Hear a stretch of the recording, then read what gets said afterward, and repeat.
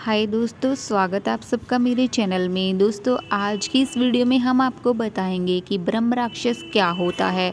तो चलिए दोस्तों, वीडियो को स्टार्ट करते हैं। ब्रह्म राक्षस का नाम तो आपने सुना ही होगा। इस लेख के अंदर हम ब्रह्म राक्षस क्या होता है और ब्रह्म राक्षस साधना विधि के बारे में विस्तार से चर्चा करने वाले हैं।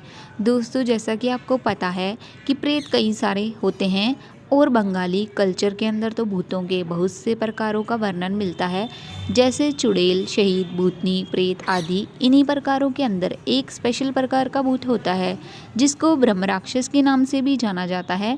गजानन माधव मुनि भक्त की कथाओं के अंदर एक ब्रह्म राक्षस की कथा का उल्लेख भी मिलता है। इस कथा के अनुसार एक बार एक शिष्य काशी के अंदर पढ़ने जाता है, लेकिन उसके पास दक्षिणा नहीं होने की वजह से गुरु से पढ़ाने से इनकार कर देता है। तो वह थक हार कर वापस बाहर जाने लगता है। नगर से बाहर एक खंडर होता है जिसके अंदर उसे एक बूढ़ा आदमी मिलता है और उसे अपनी परेशानी बताता है।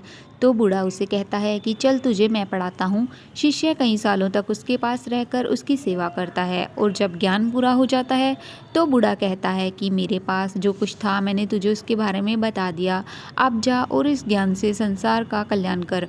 अंतिम दिन जब गुरु और शिष्य विशेष भोजन कर रहे थे तो अचानक से गुरु की थाली के अंदर भोजन घट जाता है। तो शिष्य बोलता है कि गुरु जी, मैं भोजन और ला देता हूँ। तब गुरु कहता है कि नहीं, मैं यहीं से ले लेता हूँ। और गुरु अपना हाथ बढ़ाता है और रसोई से भोजन ले लेता है। यह देखकर शिष्य डर जाता है कि वह इतने समय तक एक प्रेत के साथ रहा। लेकिन तब वह बूढ़ा बोलता है कि डरने की जरूरत नहीं है, मैं एक ब्रह्म राक्षस हूँ। मेरे पास ज्ञान होने के बाद भी मैंने इसको बताया नहीं क्योंकि योग्य शिष्य नहीं मिला, लेकिन अब तो मिल गया है और मेरी आत्मा भी मुक्त हो जाएगी। इस स्टोरी को बताने का मकसद यह है कि आपको पता चल सके कि वास्तव में ब्रह्म राक्षस क्या होते हैं और यह कैसे काम करते हैं। ब्रह्म राक्षस कैसा होता है? दोस्तों, ब्रह्म राक्षस एक प्रकार का प्रेत होता है। आमतौर पर 18 प्रकार के प्रेत होते हैं, जिसमें सबसे आम प्रेत भूत होता है। इंसान मरने के बाद सबसे पहले भूत ही बनता है। हिंदू धर्म के अनुसार आत्मा को उसके कर्मों के अनुसार ही सजा दी जाती है। ब्रह्म राक्षस ब्राह्मण कुल के अंदर उत्पन्न होता है। जो ब्रह्म राक्षस बनता है, ब्रह्म राक्षस की सबसे खास बात यह होती है कि इसका आधा हिस्सा दानव का होता है और आधा हिस्सा देवता का होता है। मतलब यदि कोई भूत आपकी मदद भी करे और अचानक से आपका बुरा भी करने लगे तो इस प्रकार का व्यवहार केवल ब्रह्म राक्षस ही करता है। यदि देवता की बात करें तो वह इंसानों का बुरा नहीं करता, सिर्फ भला ही करते हैं। ब्रह्म राक्षस बनने की पहली कंडीशन यह मानी जाती है कि ब्राह्मण कुल के अंदर पैदा होने वाला व्यक्ति ही ब्रह्म राक्षस बनता है और किसी दूसरी जाति के अंदर पैदा हुआ व्यक्ति ब्रह्म राक्षस नहीं बन सकता। हालांकि यह सब मात्र एक विश्वास होता है, इसका कोई प्रमाण नहीं है। ऐसा माना जाता है कि ब्रह्म राक्षस वह इंसान बनता है जो कि वेदों और पुराणों का पूर्ण ज्ञान रखता है, लेकिन अपने ज्ञान का अनुचित उपयोग करता है, जो अपने तथ्यों के विरुद्ध जाता है। सारी विद्याओं का ज्ञान है, तंत्र शास्त्र का ज्ञान होता है। तंत्र मंत्र से पूर्ण वह ज्ञानी होता है और अपने ज्ञान से वह आत्माओं को बांध भी लेता है और उनसे अपने मन चाहे काम करवाता है। मांस का भक्षण करता है और किसी को तंत्र विद्याओं से मार देता है। यज्ञोपवीत को धारण करने वाला भी होता है, लेकिन उसका आचरण करने वाला नहीं होता है। इस तरह के गलत कर्म करने वाला इंसान ही मरने के बाद ब्रह्म राक्षस बन जाता है। ब्रह्म राक्षस कहाँ पर रहता है? ऐसा माना जाता है कि पीपल के पेड़ के नीचे ब्रह्म राक्षस का वास होता है और इसके अलावा गड़ेधन के अंदर भी ब्रह्म राक्षस का वास हो सकता है। जब किसी तांत्रिक ने गड़ेधन पर ब्रह्म राक्षस का प्रयोग किया होता है और उसके मरने के बाद उसकी आत्मा उस धन के अंदर अटक गई हो, तो ऐसी स्थिति के अंदर ब्रह्म राक्षस की आत्मा और उस तांत्रिक की आत्मा उस धन की रक्षा करती है। और यदि कोई व्यक्ति उस धन को चुराने की कोशिश भी करता है तो उसका अंत निश्चित है। ब्रह्म राक्षस पीड़ा। ब्रह्म राक्षस भूत बहुत अधिक ताकतवर होते हैं, इनको नियंत्रित करना बहुत अधिक कठिन होता है। ब्रह्म राक्षस पीड़ा के बारे में भी हम आपको बता दें कि कैसे एक ब्रह्म राक्षस इंसान के पीछे पड़ जाता है। पीपल के पेड़ को काटने से। ऐसा माना जाता है कि पीपल के पेड़ पर ब्रह्म राक्षस रहता है। यदि कोई व्यक्ति पीपल के पेड़ को काट देता है तो ब्रह्म राक्षस आपके पीछे लग जाता है और उसके बाद तो समझो अंत निश्चित है।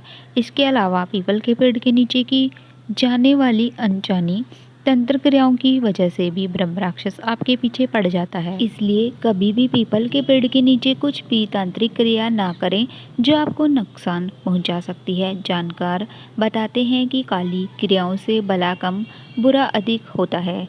घड़े धन की वजह से यदि आपको कोई अचानक से पुराना घड़ा धन मिल जाता है तो इस बात की कोई गारंटी नहीं है कि उसके ऊपर ब्रह्म राक्षस ना हो, और यदि आपने उस धन को ले लिया तो ब्रह्म राक्षस आपके पीछे लग सकता है और ऐसी स्थिति के अंदर आपको बहुत बड़ा नुकसान भी हो सकता है।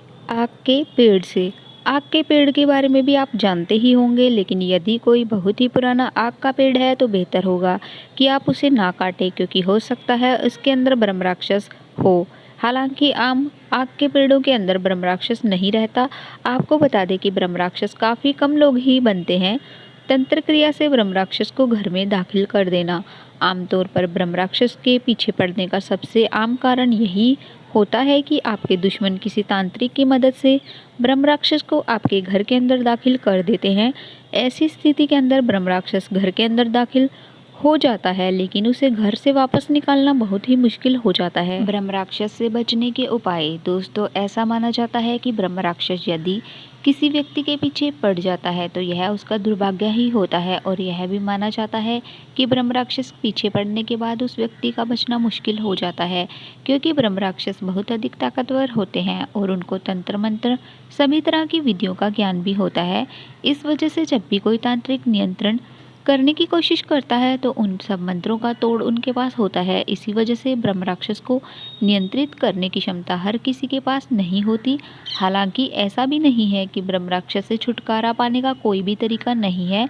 आपको हम कुछ ऐसे तरीके बता रहे हैं जिनकी मदद से आप ब्रह्म राक्षस की बाधा को दूर करके छुटकारा भी पा सकते हैं। अच्छे साधकों के पास जाएं। ब्रह्म राक्षस से बचने का सबसे अच्छा उपाय है आप किसी ऐसे अच्छे साधक को खोजें जो वास्तव में सच्चा हो और जो साधक माता भगवती की साधना करता है। ऐसे साधकों के पास जाने से ब्रह्म राक्षस डर कर भाग जाता है। यदि आपको या आपके किसी परिवार के सदस्य को ब्रह्म राक्षस ने जकड़ लिया है तो आप किसी ऐसे साधक की खोज करें जो कि इसको नियंत्रित भी कर सकता है। श्राद्ध करने से ब्रह्म राक्षस भी एक भटकती हुई आत्मा होती है जो कि एक निश्चित समय तक इस योनि के अंदर रहती है और उसे तब तक मुक्ति मिलती है जब उसे कोई मुक्ति दिला देता है। आमतौर पर यदि ब्रह्म राक्षस श्राद्ध करना स्वीकार कर लेता है तो उसकी सदगति हो सकती है। अच्छे तांत्रिक के पास जाएं। वैसे तो आपके आसपास बहुत सारे तांत्रिक मिल जाएंगे, लेकिन हर कोई तांत्रिक ब्रह्म राक्षस को कंट्रोल नहीं कर सकता। इस वजह से आपको किसी ऐसे तांत्रिक की तलाश करनी होगी जो ब्रह्म राक्षस को कंट्रोल कर सके। आपको बता दें कि ऐसे तांत्रिक बहुत ही कम होते हैं। ब्रह्म राक्षस के लक्षण। ब्रह्म राक्षस को पहचानना बहुत ही मुश्किल होता है। ऐसा माना जाता है कि रावण ने जब सीता का हरण किया था तो ब्रह्म राक्षस की मदद ली थी। रावण ने ब्रह्म राक्षस से कहा था कि वह एक सुंदर मृग बन जाए, और उस सुंदर मृग को जब सीता ने देखा तो उसे राम से लाने को कह दिया। राम उसके पीछे गए और रावण से सीता को हर लिया। कहने का मतलब है कि ब्रह्म राक्षस किसी का भी रूप ले सकता है। इसी तरह से घर के अंदर या किस व्यक्ति के पीछे यह पड़ जाता है उसे कई बातें बोलते हैं, जैसे वह तो देवता है, वह तुम्हारे घर का पित्र है, वह भगवान राम है आदि। यदि आपके साथ भी कुछ ऐसा ही हो रहा है तो संभव है आपको ब्रह्म राक्षस ने जकड़ रखा हो। इसके अलावा ब्रह्म राक्षस की सबसे खास बात यह होती है कि वे आपके घर के अंदर अच्छा भी करते हैं और बुरा भी करते हैं। जैसे घर के अंदर नुकसान भी होता है तो घर के अंदर लाभ भी होता है, क्योंकि उनके अंदर देव और दानव दोनों के ही गुण होते हैं। ब्रह्म राक्षस की ताकतें। दोस्तों, ब्रह्म राक्षस बहुत अधिक ताकतवर होता है। तंत्र विद्या का ज्ञान होने की वजह से इनको काबू करना हर इंसान के बस की बात नहीं होती। छोटे मोटे तांत्रिक को तो यह बहुत ही आसानी से मार देते हैं। एक तरफ से कहा जाए तो यह भूतों के राजा होते हैं और इनके पास भूतों की पूरी सेना होती है। इनके पास कई सारे चुड़ैल और भूत भी होते हैं और यह लोगों का भला और बुरा दोनों करते हैं। इनके सिंग होते हैं और यह इंसान को भी मारकर खा जाते हैं। मयूर भट्ट कवि के बारे में ये कहा जाता है कि वे खुद ब्रह्म राक्षस से पीड़ित थे।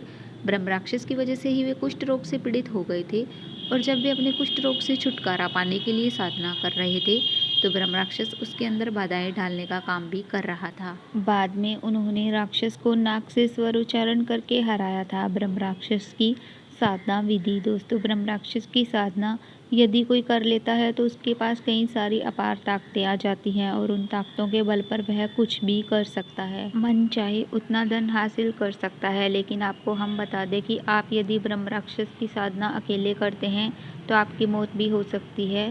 सो आप यह साधना किसी अच्छे गुरु की परामर्श से ही करें। ब्रह्म राक्षस की साधना अमावस्या से शुरू करनी चाहिए और यह 40 दिन तक करनी चाहिए। आपको बता दें कि आप ब्रह्म राक्षस की साधना को शमशान के अंदर पीपल के पेड़ के नीचे कर सकते हैं। यहीं पर ब्रह्म राक्षस पाए जाते हैं, लेकिन ध्यान दें आपके पास इसके लिए एक योग्य गुरु होना चाहिए। बंसे का चमड़ा 40 दिन तक पहने, धूप दीप, नहाने के लिए जल, मांस, मदिरा, चावल, भात और अंडा। ओम नमो अमुक नामे ब्राह्मण मम सहायतार्थ ब्रह्म राक्षस रूपेण ममोपरि प्रसन्न भव ममार्थे वृष में गाये। सबसे पहले आपको कोई भी 2 भैंसों का चमड़ा ले आना है और काली चादर आपको लेनी है।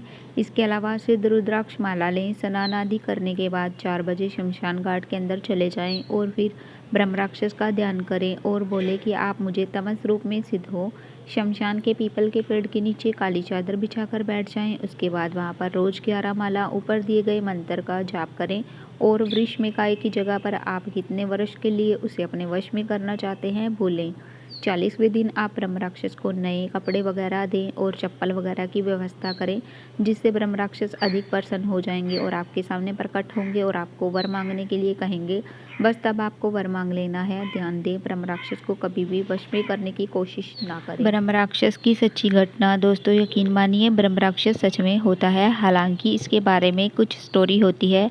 ऐसी एक स्टोरी मुझे सुनने को मिली फतेहपुर की एक महिला से। हम उस महिला का नाम नहीं बताना चाहेंगे। उस महिला ने बताया कि उनके घर पर किसी ने ब्रह्म राक्षस को लाकर छोड़ दिया था। पहले पहले सब कुछ अच्छा चलता रहा, लेकिन धीरे धीरे घर के अंदर गड़बड़ होने लगी और इसके लिए वह जहाँ भी घर के बारे में पूछताछ करने जाती थी तो कोई उसे कुछ नहीं बता पाता। बाद में ब्रह्म राक्षस खुद उसके बेटे के मुंह से बोलने लगा और पहले बोला कि वो गणेश है, उसके बाद बोला कि वो माँ काली है और इस तरह से वह घर वालों को बरगालने लगा। घर वाले भी काफ़ी परेशान हो चुके थे। काफ़ी कुछ इलाज करवाया लेकिन कोई फ़ायदा नहीं हुआ। इन बातों को 7 साल हो चुके हैं और अब मुझे नहीं पता कि उस महिला के घर के अंदर ब्रह्म राक्षस रहता है या नहीं रहता, लेकिन यह बात सच साबित हुई कि ब्रह्म राक्षस से पीछा छुड़ाना कोई आसान काम नहीं होता है। तो दोस्तों, ये थी ब्रह्म राक्षस के बारे में संपूर्ण जानकारी। आपको ये जानकारी कैसी लगी प्लीज़ कमेंट बॉक्स में ज़रूर बताइए। और दोस्तों, जाने से पहले चैनल को सब्सक्राइब कर लीजिए, बेल आइकन को प्रेस कर दीजिए, वीडियो को लाइक शेयर कर दीजिए। Bye bye.